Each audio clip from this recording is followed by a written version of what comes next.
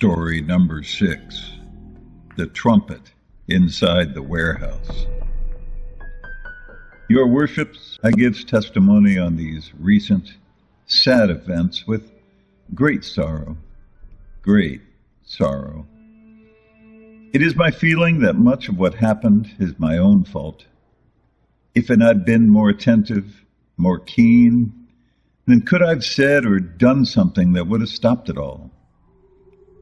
I mourn these two fine men, especially Mr. Otten. I think a little more brightness on my part could have prevented his terrible death. I have your repeated assurances that I am not to blame. I am most appreciative of your worship's sympathy and support. But I was in a position, very early on, to realize the misintent of Sir Belliard. Had I done a better job connecting the odd goings-ons about the Cousin Lane warehouse with his final purpose? Well, I am greatly pained by it. Greatly pained. You see, sirs, I have beadled the All Hallows parish for almost 30 years now, and I ken the smallest thing out of sorts there like a tiny splinter itching me palm. I spy a new buzzman like he dressed in mufti and wore a sign. And I'm very, very proud of the ones I've run off and the ones I've caged. It's not an easy labor, I tell you, sirs, to keep our streets safe and our people unmolested. So when I seized the young man carrying the shiny brass trumpet, I was intrigued. I was standing on the corner off Cousins, idling a bit, as is my wont at the midday, when things have slowed considerably, sirs. I was not completely at ease, for I was speaking with a metropolitan, a good peeler I've had the pleasure of working the waterfront with before, sirs, and indeed it was he, Cardle being his name, who pointed out the young man. Now, I am not a music hater, sirs, and it was not the trumpet that raised suspicion, but the person who had his hands wrapped about it. He was a street wretch named Pennington that both Cardle and I pinched on several occasions afore. He was a cut-purse, sirs, and a snatcher, one familiar to you gentlemen. Golden-tongued, he avoided transport and the gallows 3 times to be knowledge, sirs. A wily one. A wily one. I do not mean to impugn your honor's acumen in letting him go previously, but whenever he was about, something no good was about also. So Cardle reaches out and grabs the boy by the arm as he walks by us, bold as you please, as if we were no ones to account. "Here now," Cardle says, "what have you gone and lifted this time, Penny?" "Off me, copper. I'm a law-abiding citizen," he yells to us both, and naturally, we are taken up by much laughing over that. "Why, so the saints have marched on the Vatican, have they? A monkey's got the throne, and you're law-abiding," I says back, and I have to say that this is the way of us out there, sirs, this rude talk among the cons and cuts. It is the only language they speak, and I do not mean to offend. Anyways, me and Cardle are both laughing now rather hearty, and we have the boy darbied, and he's screeching and flailing at us the whole time about minding his own business and doing some work for a gentleman and gone legit, and we just harassing good innocent folk. And it's starting to get a bit testy, and I'm lowering my staff when he says, "I can prove it. I can prove it." "Then prove it, you whelp," Cardle says to him. "I can, I tells you," he says. "You just take me over to the Third Alley warehouse and see Sir Belliard. He'll tell you he sent me to fetch the trumpet." "Sir Belliard, is it?" I says. "A baronet. More likely a gypsy king." And Cardle and I are laughing some more. "Just take me there," Pennington cries. So we did. We marched him straight over between us, kicking him forward the whole time and telling him how much worse it's going to be for his lying. Well, sirs, we get there, and there is some comings and goings as you'd expect, but not so much at the Third Alley. because that's a night port, and the packets are still downriver, and I was half expecting part of Penny's gang to be laying there for us. I don't mind telling you, gentlemen, that I fancy a bit of the staff work from time to time. I know the peelers aren't much for it and prefer to court and judge, but we beetles have our own traditions.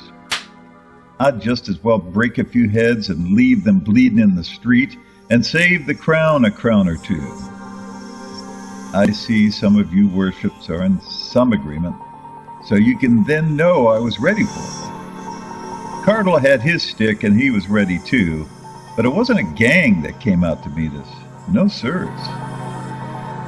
It was a gentleman, sirs. At least, that's how he appeared to us then. We know different now, but you wouldn't have thought otherwise had you been there. He was dressed in all white, sirs, coat and pants, with a ruffled shirt and a black cummerbund and a cravat to set off the whiteness, even a red kerchief peeking so lightly out of the coat pocket. He had on a white topper, too, sirs, and was carrying a silver wolf's head cane. He was a tall man, sirs, a good head above me, and I stand 3 cubit, and a dark one. Seemed a lot of the French in him, but with real blue eyes, Saxon-like. A strong one, too, I could tell. Something about the set of his shoulders spoke trouble, and I hefted me staff as he walked up. I thought at first the set came from soldiering, but we know now what it was. Mr. Pennington, he addresses our prisoner. Fine spoken tones, too. What seems to be the trouble? I cannot tell you, sirs, how astonished I was at these words. It seems Pennington was right, and he began looking very satisfied while both Cardle and I shared a rather different expression. I'll tell you the trouble, Sir Belliard, these 2 knittings, and here, sirs, Cardle cuffed Penny good, as he deserved for that, and I was thinking of adding a bit of staff work when the gentleman steps between me and my intended target. Here, officers, he says, there's no call for that. This young man works for me. For you, sir? I asked. Doing what? He was to fetch a trumpet from the brokers off Cousins, where I presume you officers saw him. Sir Belliard was calm and refined, but still, sirs, there was a thing in his voice that begged at me right off. I can say now what it is, but then it was that splinter in me palm. Something was not right, and the presence of a nice suit is no surety against wrongdoing. So I kept my staff loose and aimed, because I was not so sure 'tweren't needed. And why would you be using the likes of him? Cardle asked with his stick ready too, and it eased me quite a bit to see we was sharing a thought. Sir Belliard must have seen that too, because he smoothed back and put on a most disarming smile. I understand your suspicions, but I have come here to give unfortunates like Mr. Pennington, and he gestures at the wharf rat, an opportunity for a better, productive life. This thief? Cardle again, which elicited a yelp from Pennington about slander. How you proposing that? So Sir Belliard leaned into us conspiracy-like. Can you officers keep a secret? He asked. Now, me and Cardle are not blabbermouths, and when it has nothing to do with the public safety or good order, we are not ones to be telling business of others. What gentleman is visiting what discreet location, what lord has trouble walking out of his club, what lady is stepping out of a carriage where she shouldn't be, sirs. But to be asked straight like that were a warning to us both of something untoward, and we both looked at Sir Belliard, ready to brain him for anything unsavory. So we were both taken back a bit when he whispered one word to us. Music. Music, sir? I was a bit bewildered. Yes, Beetle. Music. The universal language. Soothed the savage breast, as Mr. Congreve so charmingly put it. I am forming a band, officers. Band, sir? Yes, officers, he says back. a band these unfortunate street gypsies will play in, and so make their way back into society's good graces. And he looked at us with a truly satisfied smile.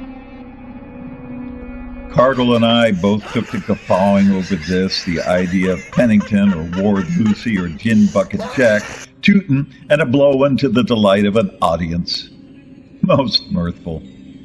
Pennington and Sir Belliard stood there and watched us and took no offense, which I should have seen at the time that they, the authors of the story, had no more faith in it than we.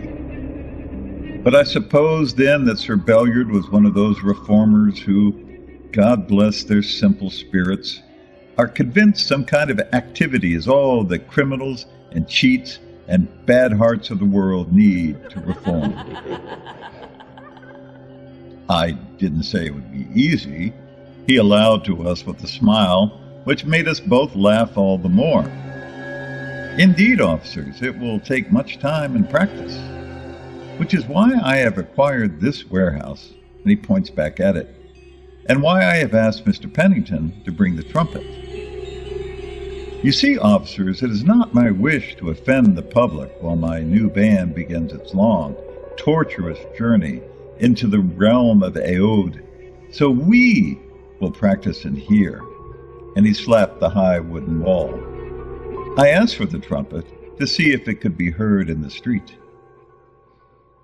He made a gesture at Mr. Pennington, who shook off Cardle, gathered up the trumpet, smirked at us, and went inside, the double door coming to a ponderous close behind him.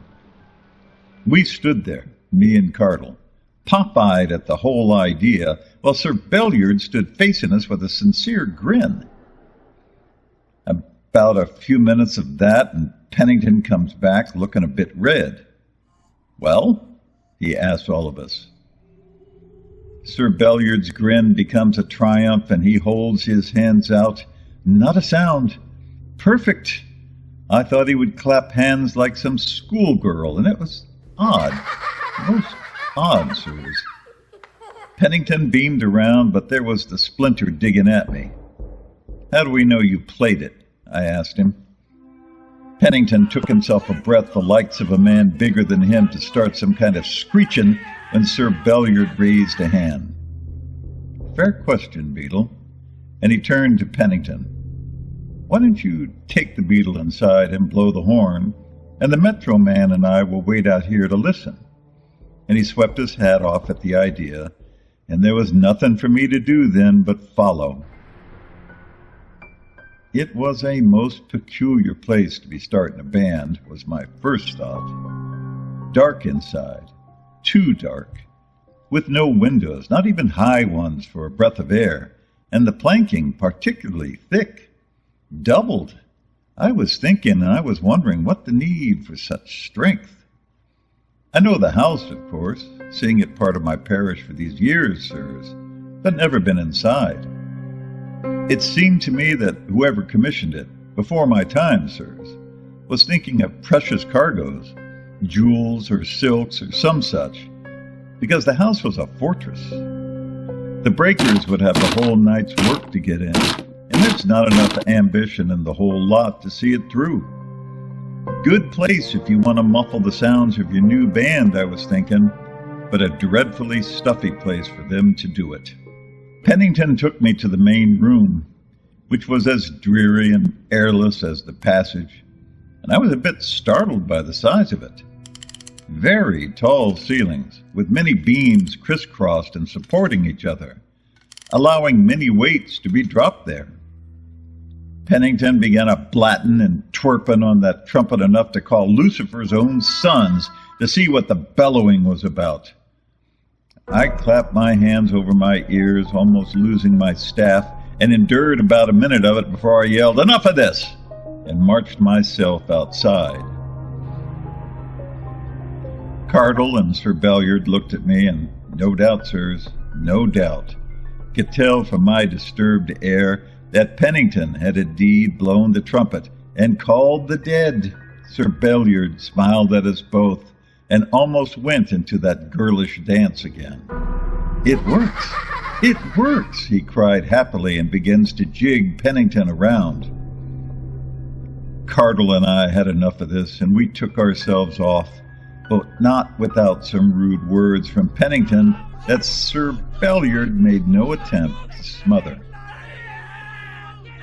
Sirs, as you have told me, Sir Belliard, being an odd one, was not out of line for some long-blooded families that have wearied themselves with intrigues and dissipations of the kind we usually do not mention. Such families are entitled to their eccentrics and their half-mads. And what I had seen of Sir Belliard certainly convinced me he was a bit of both. But he bothered me still. And I don't just say that because of what we now know. Yet he was a large-hearted do-gooder bent on reforming the criminal mind, I was sure. But I was equally sure he had a shade of it himself.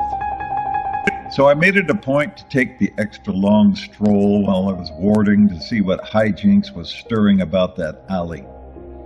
I fully expected, at best, to find Pennington's gang taking advantage of Sir Belliard's innocence and using the warehouse for new kinds of mischief. At worst, there'd be smugglers plying black trade between Irishers and Dutchmen, with Sir Belliard overseeing the lot.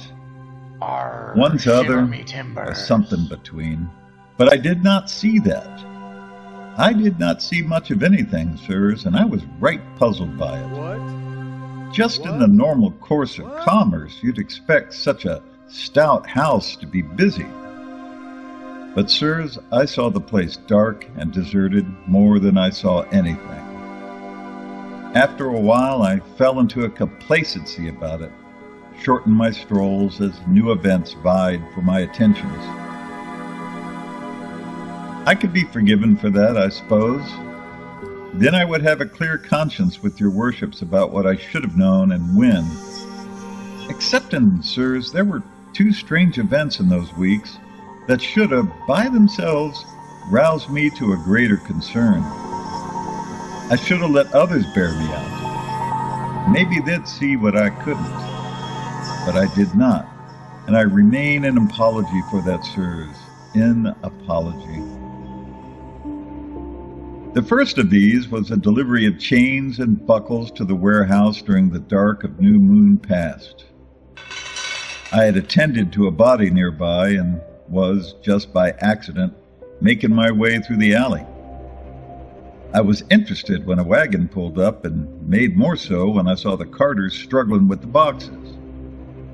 When they dropped one and I hear the clinking of metal, I thought they was hauling coinage of some kind, maybe from the Dutchers, and we had a bogus set up inside.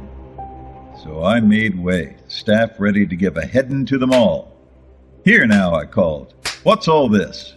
Can you, sirs, imagine much of my startlement when one of the carters turns to me and is Sir Belliard himself? He was done up in dungarees and the worker's jacket, a brim hat too, and him as dirty as the wharfers he had with him. I was feeling the need to admonish the gentleman about his get-up, so unseemly, when he says, "Beadle, I am most surprised to see you."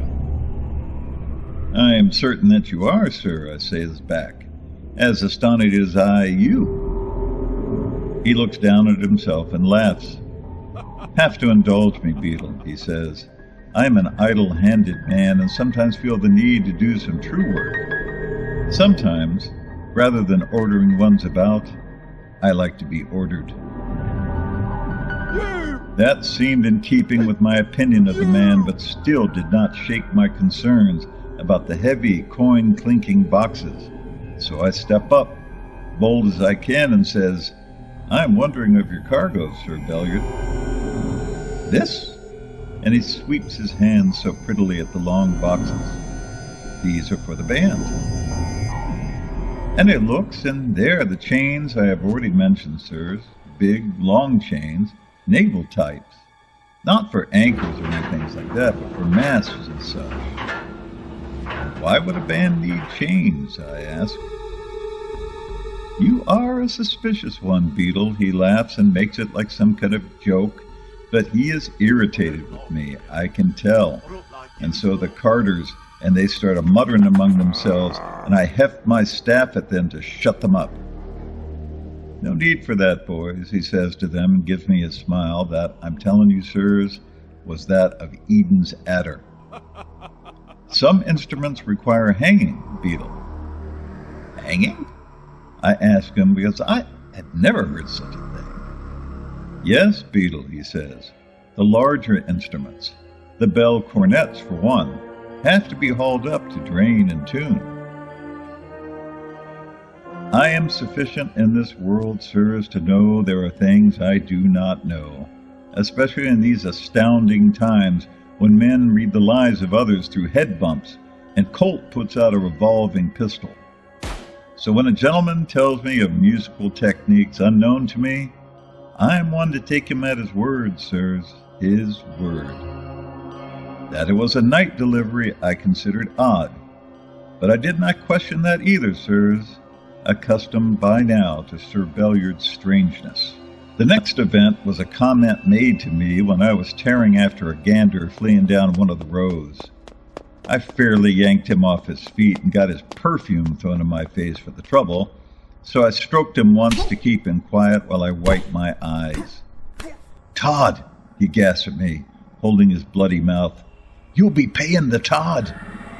And I was dumbstruck, sirs, dumbstruck, because he's calling at me the boogeyman. I almost fell to laughing at it, such a boyish, childish thing to say, but something to expect from that ilk. Except the look on his face was not of the soft, sorrowful types they are, but a man angry, a man seeking to do me violence. I shook him then and says, "Stupid talk. What am I then, just a puppet?" And he grabbed at me and he grinned real evil and he says, "He's back, and he's paying back." So I stroked him then as a damn fool and hauled him off to Newgate. But the words stayed with me, sirs. These were the settings when the first trouble began, sirs. The first with Mr. Otten. A tribute to the beetling, sirs, that one, and a man I most respected, most respected. I know well his role in the St. Dunstan's horror those 30 years ago, and learned some of the skills of it from his own mouth. And I should have connected it, sirs, especially after the gander's strange saying. But I had not the brain for it. I was on the street talking with some of the churchwardens, sirs, when Cardle comes running to me all out of breath. "Beetle," he calls, "alarm, sir. Some ruffians have stolen Mr. Otten right out of his home, sir."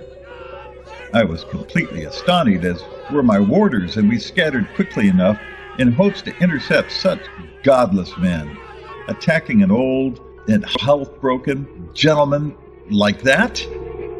The very idea, sirs, made me ill and quite determined to run them down, but we were not lucky in that regard, sirs, as you well know, and I am heartbroken about it. In that excitement, sirs, the second trouble seemed less important, and I did not give it the thorough consideration it demanded. A respectable man like Mr. Otten, spirited out of hearth, seemed to me much more heinous than the young man, Lord Burton, set upon in his carriage and carried away so roughly. When I first heard of it, we were still in the pursuit of Otten's malefactors, and I dismissed it. I readily admit, as the just deserts young lords get when they spend too much time in the dives and among the gambling pits. I did not think the two related. I did not see how they could be. I have read the recent accounts, sirs, where some old Bow Streeters claim they connected poor Mr. Otten and Lord Burton to St. Dunstan's right away. What? But I say, What? here and now, sirs, What? that those men are shameful. If they truly saw it, my lords, then why did they not speak up? At the very least, they could have spoken to me. They know me as a man willing to hear and learn from others, and I hold the Bow Streeters in good regard, sir, even as so many these days don't, which I think wrong-headed. These sudden claims of a greater insight than those of us working at the time is all after the fact, and all self-serving, in my opinion, sirs. As it was, I was most heartsick over the grabbing of Mr. Otten, and I had no rest those 4 days, scouring the parish, seeking out even the slimmest of clues. I know we was somewhat out of bounds, but it seems more than most fruits of most crimes end up in my parts, and if Mr. Otten himself did not appear, there was still a very good chance one of his violators would. It was for that reason I was about the end of Cousin Lane when I saw a crowd gathered and heard a few of the tarts shrieking. "Give way!" I hollered at the slackers and drunks and was pushing them apart with my staff. Their expressions started out eager and curious, but as I made my way forward, became concern, and then fright and revulsion. My progress got harder because the frightened ones was turning straight into me, prompting a couple of strokes to clear them off. By that way, I suddenly found myself up front, with the ones there making a concerted effort to get round the ones pressing behind. At first, I was not sure what I was seeing. The fog was in thick that night, and the gas lamps was not making much against it. There were some torches about, but they had a flickering to them, so it took me a moment to realize that something was crawling towards me. I thought it was a badly injured dog at first, but it was bigger than that. So I had a wild thought that a pig had been run over, lost its legs, and was flopping around on its belly.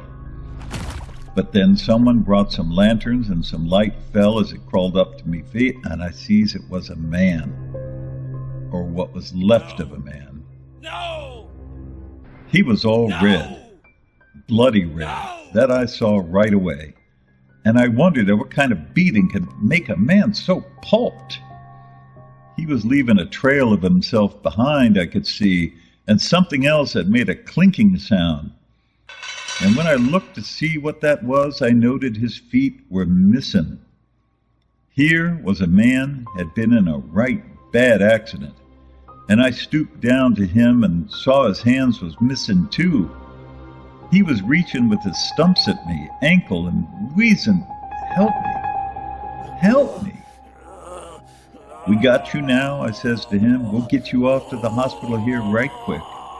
Though I figured he was dead and was just saying that just for the comfort. And as I reached down, some stalwart lowered a lamp for better view, and I see a sight that made me want to shriek as loud as the doxies were doing. For the man had no skin. From the top of his head down to his missing foot, not a shred, save for one patch round his right eye, looking like a fleshy stamp on a red mass of worms, sirs. I do not mean to sound so frightful, sirs, but it was the most horrid sight, most horrid, and I cannot rid my mind of it. It struck me dumb, and then the smell of his blood washed over me, and I could not help but stand up affright. "Help me." The pathetic thing wheezed again and stumped at me boot, but I jumped back, I am ashamed to say. I was filled with a loathing and a revulsion and just stood there staring as he begged and begged me. I could not wonder at the pain he felt, his skin off, and the nerves all exposed and rubbed on the cobblestone. Having crawled as far as he did and no one to see in the fog or lend a hand, or those that did running away until he got to our fairly traveled street. I knew there was no doctor on earth could save him, no chance he had of living, but I could not bring myself to lend him a comforted hand or a cool drop of water. I leaned back into the crowd behind me. It was most unchristian, and I think the shame of that brought me about, and I sees it as my duty to help this man, no matter how horrible the sight. So I bends down to him, and his stump lands against my leg, and I chilled by the bloody touch of his worm-looking flesh. But this is a suffering man, I tells myself, and I may be the last he can speak to. Lad, I says, what has happened to you? He starts wheezing at me then, his voice hard to understand, so hoarse and cracked, and I realizes it must be from all the screaming he did. The mob starts pushing hard and agitating to see, and I stand up and I roar at them to be still and push them with the staff, and I bend back down. How did this happen, lad? I ask him again. It's apparent he is dying, and even if Dr. Bobby Todd himself came upon us, he couldn't have saved him. Todd, he croaks at me. Todd. I shake my head because I am thinking he's thinking of the good doctor as I am. Lad, he cannot help you now. Tell me what. And here there's some strength comes through him, and he stumps me hard about the boot and croaks the loudest he can. Todd! Sweetie Todd! And his strength goes out, and he gurgles and dies there, sirs. I am struck by that, sirs, struck. And in that moment, when the gander said to me comes back, here a ripped man, dying in the worst kind of agony, invokes the devil himself, and I am not ashamed to tell you, sirs, frightened to almost my own end. Sweeney Todd hanged, these 30 years now, and I have a man here saying the demon himself did this? Was I facing a vengeful ghost? You would ask yourself the same nonsense, sirs, had you seen the man and heard his terrible rasping. At this point, the light fell brighter, and I looked at where his feet and hands should have been, and I sees half buckles and catch chains clinging to the stumps. It occurs to me the wretch escaped by worrying his limbs off, leaving them behind. And then I realized where I'd seen those buckles before. Quick, I turns to the stalwart with the lamp. Fetch the peelers. Cardle, if you can find him, have him to the third alley warehouse. And he nods and heads off, and I hope you, sirs, will reward him for his quick mind and quick feet, because by the time I got to the warehouse door, Cardle and 2 of his bully boys were with me. We pounds and pounds and shouts, but there is no answer, so we take ourselves into ramming the door, and between the 3 of us, make a dent enough I can force it apart with the staff. Cardle reaches in and finds the latches, and we run in. The first thing I notices is the smell, like slow dripping of blood over some days, sirs, like at the butcheries. Disgusting. The second I notice is the sound, sirs, a low moaning, the cryings of someone in great pain and great loss. It makes the hair on all our heads stands, and we look at each other, and Cardle points, and I can see a light up where the big room was. I lead that way, and there we see the most horrible sight. Another skinned man is hanging from the ceiling, his feet buckled and chained, and him stretched out. His skin is lying at his feet. He's got one patch of skin over his left eye, and it occurs to me the skinner did that so the man could watch what was happening. There's another set of bloody chains on the ground with a foot still in one buckle, and there stood Pennington with a great knife in his hand, a-working at the man's belly to silence him before the escapee raised the alarm. "Poor son," I yell, which startles Penny into dropping the knife. He did not hear us enter, which was the warehouse's disadvantage, sirs.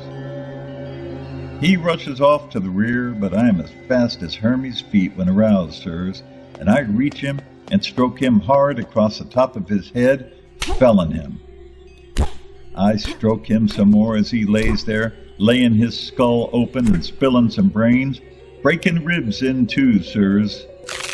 I hope you can understand my rage, sirs, because I recognize the hanging man that Pennington was skewering as Mr. Otten himself. And but seeing such a revered old beetle so handled brought it on me.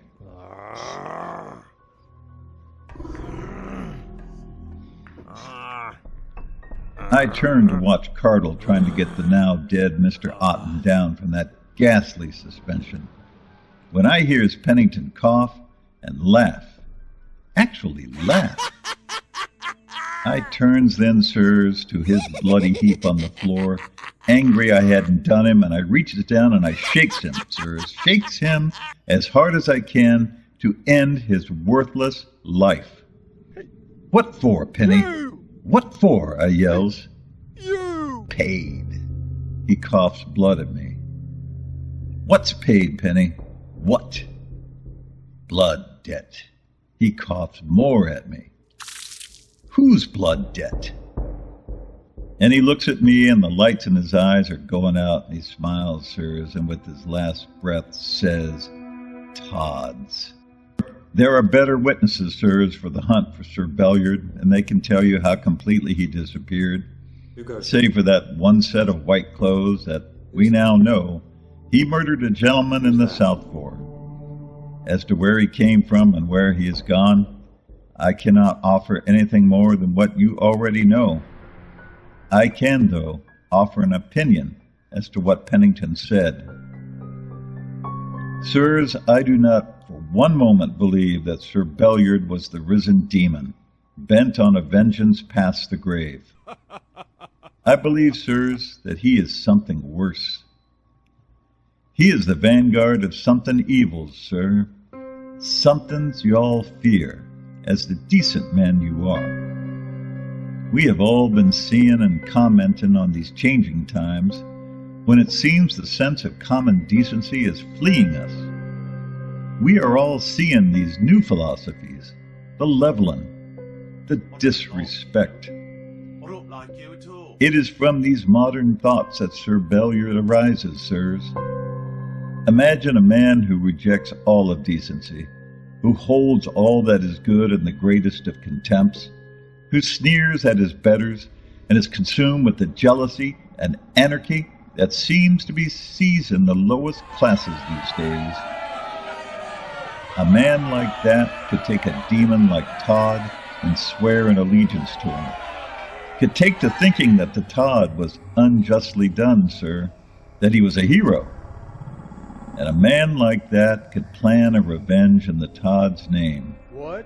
Calling himself after the Bell Yard, where his idols served up the human meat pies stripping down to nerve Lord Burton, the son of the man who prosecuted Todd, and Mr. Otten, the very beetle who discovered the remains of Todd's victims beneath St. Dunstan's.